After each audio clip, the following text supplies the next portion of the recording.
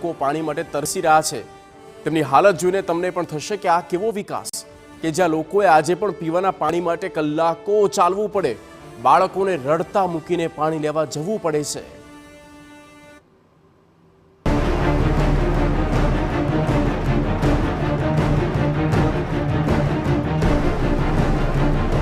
માથે બબ્બે ઘડા લઈને દડમચલ,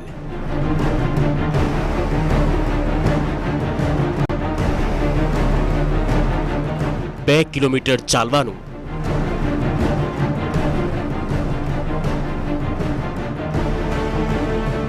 કૂવામાંથી ડહોળું પાણી ભરવાનું,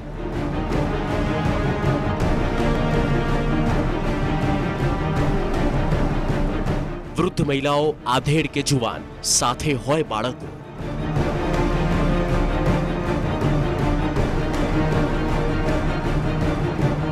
પાણી માટે પરેડ કરવાની મજબૂરી।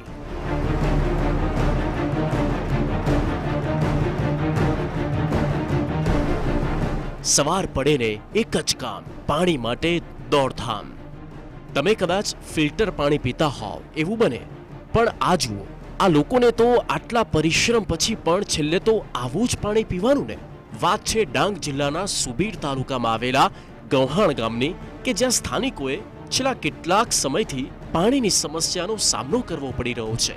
ઘરની મહિલાઓએ તો પોતાના બાળકો તથા વૃદ્ધોને ઘરે એકલા મૂકીને દૂર દૂર પાણીની શોધમાં ભટકવું પડે છે। ગામથી 2 કિલોમીટર દૂર આવેલા કૂવામાં પાણી તો મળે છે, પણ આવું ડહોળું।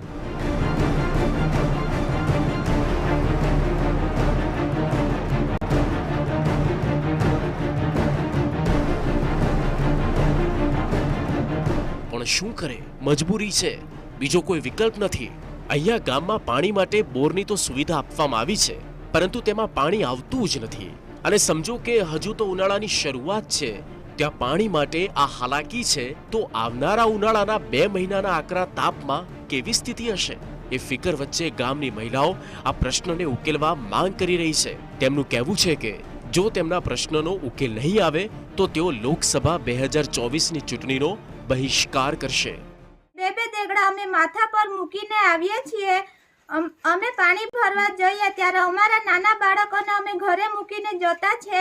અમે મહેનત મજૂરી કરવાવાળા માણસો ઘરમાં એકલા હોઈએ એટલે અમારે બાળકને પણ ઘરે એકલા મૂકીને જવું પડે। અમે આવીએ ત્યાં સુધી તો બાળકો રડીને હેરાન થઈ જાય છે અને અમારે સરકારને એટલી જ વિનંતી છે કે અમને જલ્દીથી જલ્દી પાણીની વ્યવસ્થા કરી આપે।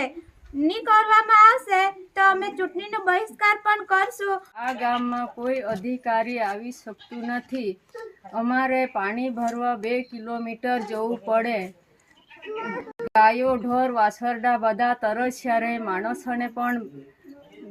માણસો પણ તરસ્યા રહે। અમે ભૂખ હડતાલ પર ઉતરી પડવું। એવું નથી કે આ ગામના લોકોએ કોઈ રજૂઆત ન કરી હોય, તેમણે અનેકવાર આ સમસ્યા અંગે અધિકારીઓનું, આગેવાનોનું ધ્યાન દોર્યું જ છે, પરંતુ તેમનું કહેવું છે કે તેમની વાત સાંભળનાર કોઈ જ નથી। પાણીની સમસ્યાને લઈને ગ્રામ પંચાયતમાં રજૂઆત કરી હતી। અમને ત્યાંથી કોઈ પણ પ્રકારની સહાય કરવામાં ન આવી હતી। અમે ઘણા દૂરથી પાણી લાવીએ છીએ। ખેર, લોકો તો માને છે કે આ પહેલા આશ્વાસનો તો મળ્યા છે, પરંતુ તે પૂરા નથી થયા। પરંતુ આવનારા સમયમાં પણ સમસ્યા નહીં ઉકેલાય તો તેમની પાસે ચૂંટણી બહિષ્કારનો જ વિકલ્પ બચે છે।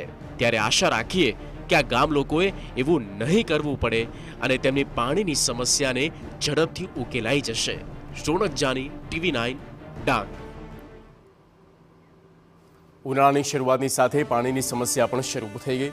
જેમને પાણીનો પ્રશ્ન નહીં હોય એમને કદાચ આ તકલીફ ના સમજાય, પણ ગીર સોમનાથનો હવે પછીનો અહેવાલ